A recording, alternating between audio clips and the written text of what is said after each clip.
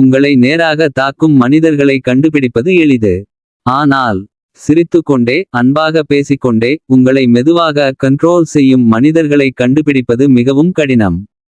ஏனெனில் அவர்கள் கத்த மாட்டார்கள். அவர்கள் உங்களை மிரட்ட மாட்டார்கள். அவர்கள் வெளிப்படையாக கெட்டவர்களாக தெரிய மாட்டார்கள். ஆனால் அவர்களுடன் சில நிமிடங்கள் பேசிவிட்டு வந்த பிறகு உங்களுக்கு கெல்ட் வரும். உங்கள் கான்ஃபிடன்ஸ் குறையும்.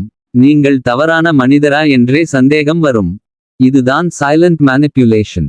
இன்று உலகத்தில் பெரும்பாலான மேனிப்புலேஷன் சத்தமாக இல்லை, அமைதியாக நடக்கிறது.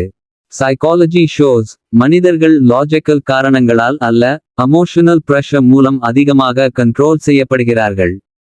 இந்த வீடியோவில் மக்கள் தினமும் பயன்படுத்தும் சைலண்ட் மேனிப்புலேஷன் டெக்னிக்ஸ் பற்றி பார்க்கப் போகிறோம்.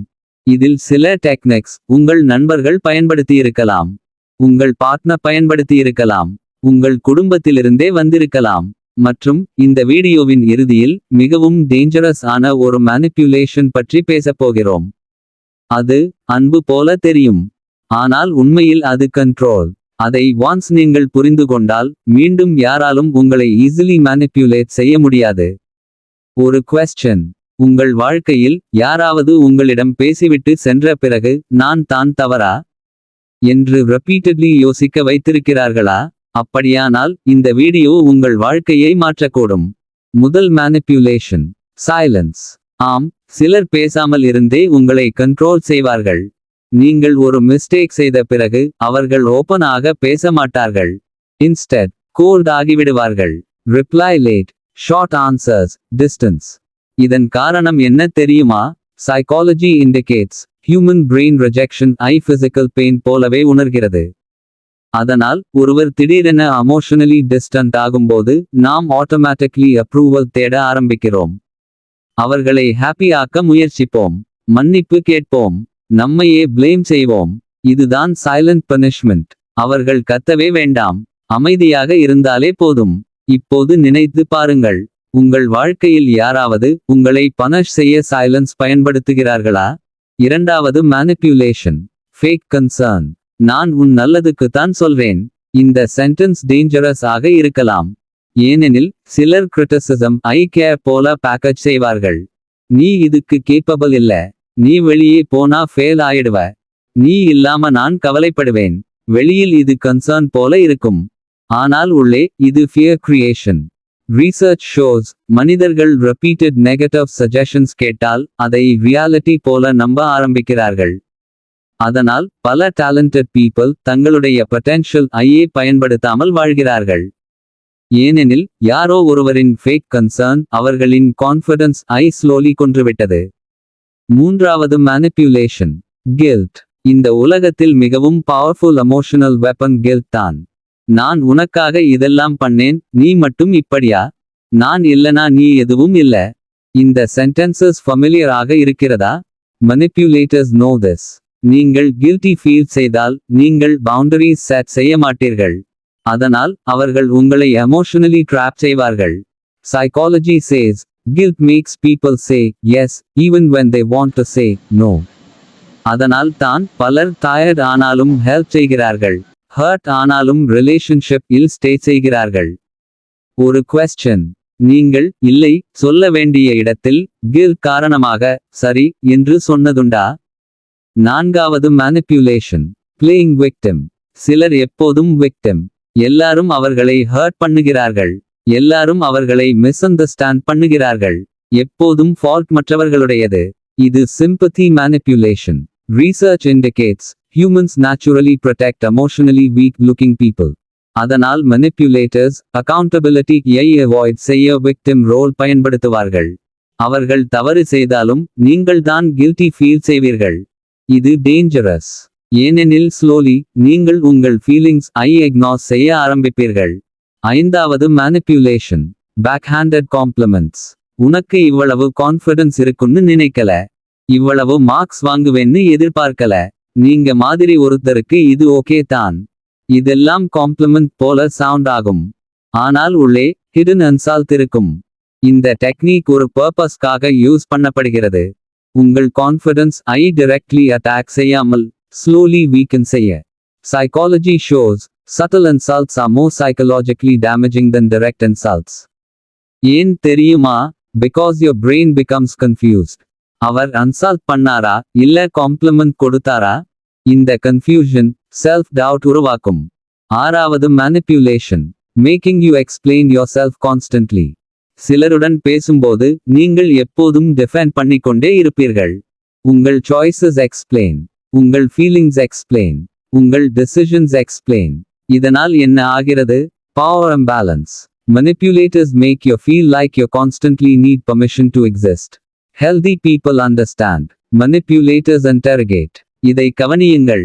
நீங்கள் யாரிடமாவது நார்மல் விஷயங்களுக்கு கூட ஜஸ்டிஃபிகேஷன் கொடுக்கிறீர்களா? ஏழாவது manipulation. Love bombing.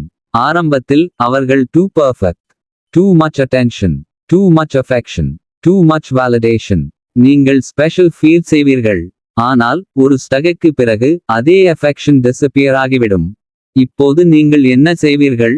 அந்த old version of them ஐ திரும்ப பெற முயற்சிப்பீர்கள். இதுதான் emotional addiction. Research shows unpredictable rewards create stronger emotional attachment. அதனால் டாக்ஸிக் ரிலேஷன்ஷிப்ஸ் லிருந்து வெளியே வருவது மிகவும் கடினம். எட்டாவது manipulation. Comparisons. அவன் பாரு எப்படி இருக்கான், அவங்க டாட்டர் பாரு, உன்னைவிட எல்லாரும் பெட்டர். இந்த கம்பேரிசன் ஒரு மோட்டிவேஷன் அல்ல, இது இன்செக்யூரிட்டி கிரியேஷன். ஒருவர் இன்செக்யூர் ஃபீல் செய்தால் அவர்களை கண்ட்ரோல் செய்வது ஈஸி. அதனால் சில பேரண்ட்ஸ், சில பார்ட்னர்ஸ், சில ஃப்ரெண்ட்ஸ் நேராக இன்சல்ட் பண்ணாமல் கம்பேரிசன் மூலம் கான்ஃபிடன்ஸ் டெஸ்ட்ராய் பண்ணுவார்கள். ஒன்பதாவது manipulation. Ignoring your emotions. நீங்கள் ஹர்ட் ஆனதை சொல்லும்போது நீ ஓவர் ரியாக்ட் பண்ணுற, அது பெரிய விஷயம் இல்லை, உனக்கு தான் ப்ராப்ளம். இதுதான் emotional invalidation. Psychology indicates when a person's emotions are repeatedly dismissed, they start distrusting themselves. அதுதான் manipulators விரும்புவது. நீங்கள் உங்கள் ஃபீலிங்ஸ் ஐ டவுட் பண்ண ஆரம்பித்தால் அவர்கள் ரியாலிட்டி டிஃபைன் செய்ய முடியும். பத்தாவது manipulation. Creating urgency. இப்போதே டிசைட் பண்ணு, இதை மிஸ் பண்ணிட்டா வாய்ப்பு கிடைக்காது. நீ என்னை உண்மையா லவ் பண்ணினா இப்போ ப்ரூவ் பண்ணு. Pressure creates weak decisions. Research shows people under emotional urgency think less critically. அதனால் manipulators உங்களுக்கு டைம் கொடுக்க மாட்டார்கள். ஏனெனில் time gives clarity. 11வது manipulation. Selective kindness. ஒரு நாள் மிகவும் ஸ்வீட், அடுத்த நாள் மிகவும் கோல்ட். இந்த இன்கன்சிஸ்டன்சி உங்களை எமோஷனலி அன்ஸ்டேபிள் ஆக்கும். நீங்கள் அவர்களின் ஏப்ரோவால்க்கு அடிக்டட் ஆகிவிடுவீர்கள். இதுதான் ரீசன் பலர் டாக்ஸிக் பீப்பிள் ஐ விட முடியாமல் ஸ்ட்ரகிள் செய்கிறார்கள். அவர்கள் அந்த பர்சன் ஐ லவ் பண்ணவில்லை, அவர்கள் அந்த ரே கைண்ட்னஸ் மோமெண்ட்ஸ் ஐ சேஸ் பண்ணுகிறார்கள். 12வது manipulation. Making jokes that hurt. சும்மா ஜோக் தான், நீ இதுக்கெல்லாம் சீரியஸ் ஆகிடாத, ஆனால் அந்த ஜோக் உங்களை ஹர்ட் பண்ணியது. Manipulators often hide disrespect inside humor. ஏனெனில் நீங்கள் ரியாக்ட் செய்தால் உங்களையே சென்சிட்டிவ் என்று போர்ட்ரே செய்யலாம். இந்த ட்ரிக் மிகவும் காமன். அதனால் ஒரு இம்பார்ட்டன்ட் லெசன். உங்களை ரிப்பீட்டட்லி ஹர்ட் செய்யும் ஜோக் இல்லை, அது டிஸ்ரெஸ்பெக்ட். 13வது manipulation. Gaslighting. இதுதான் மிகவும் டேஞ்சரஸ் டெக்னிக்ஸ்ல ஒன்று. அவர்கள் நடந்த விஷயத்தையே டினாய் பண்ணுவார்கள். நான் அப்படி சொல்லவே இல்ல, நீ இமேஜினேஷன் பண்ணுற, உனக்கு மெமரி ப்ராப்ளம். ஸ்லோலி நீங்கள் உங்கள் ஓன் ரியாலிட்டி ஐ டவுட் பண்ண ஆரம்பிப்பீர்கள். Psychology shows when confusion becomes constant, people become easier to control. அதனால் கிளாரிட்டி ப்ரொடெக்ட் பண்ணுவது மிகவும் இம்பார்ட்டன்ட். உங்கள் இன்ட்யூஷன் ஐ முழுவதும் அக்னார் செய்யாதீர்கள். 14வது manipulation. Using kindness to create debt. சிலர் ஹெல்ப் செய்வார்கள், ஆனால் ஜென்யூன் ஹெல்ப் இல்லை. லேட்டர் அதை வெப்பன் ஆக யூஸ் பண்ணுவார்கள். நான் உனக்காக இவ்வளவு பண்ணேன், அதுக்குத்தான் இப்படி செய்றியா? True kindness expects nothing. Manipulative kindness always sends a bill later. இப்போது இந்த வீடியோ ஆரம்பத்தில் சொன்ன மோஸ்ட் டேஞ்சரஸ் மைபலடியோனுக்கு வருவோம். Conditional love. நீ என் எக்ஸ்பெக்டேஷன்ஸ் ஃபல்ஃபில் பண்ணினா தான் நான் உன்னை லவ் பண்ணுவேன். இந்த மெசேஜ் ஓப்பன் ஆக சொல்லப்படாமல் இருக்கலாம், ஆனால் ஆக்ஷன்ஸ் மூலம் ஃபீல் ஆகும். நீ பர்ஃபெக்ட் இருந்தால் மட்டும் அஃபெக்ஷன், நீ obedient இருந்தால் மட்டும் கேர், நீ யூஸ்ஃபுல் இருந்தால் மட்டும் அட்டென்ஷன். இதனால் என்ன ஆகிறது? நீங்கள் ஒரு ஹியூமன் ஆக வாழ மாட்டீர்கள். ஒரு பர்ஃபார்மன்ஸ் மெஷின் ஆக மாறிவிடுவீர்கள். Always proving, always pleasing, always fearing rejection. இதுதான் பலரின் சைலண்ட் பெயின். அவர்கள் லவ் தேடவில்லை, அக்செப்டன்ஸ் தேடுகிறார்கள். இந்த வீடியோ பார்த்து கொண்டிருக்கும் உங்களுக்கு ஒரு இம்பார்ட்டன்ட் ரிமைண்டர். ஹெல்தி ரிலேஷன்ஷிப்ஸ் உங்களை கான்ஸ்டன்ட்லி ஆங்ஷியஸ் ஃபீல் செய்யாது. ஹெல்தி பீப்பிள் உங்களை கன்ஃபியூஸ் செய்ய மாட்டார்கள். அவர்கள் கிளாரிட்டி தருவார்கள், பீஸ் தருவார்கள், சேஃப்டி தருவார்கள். மற்றும் ரிமெம்பர் திஸ், மேனிப்புலேஷன் கண்டுபிடிப்பது மட்டும் போதாது. அதிலிருந்து எமோஷனலி டிட்டாச் ஆக கற்றுக்கொள்ள வேண்டும். இல்லை, சொல்ல கற்றுக்கொள்ள வேண்டும். கில்ட் இல்லாமல் பவுண்டரிஸ் செட் செய்ய வேண்டும்.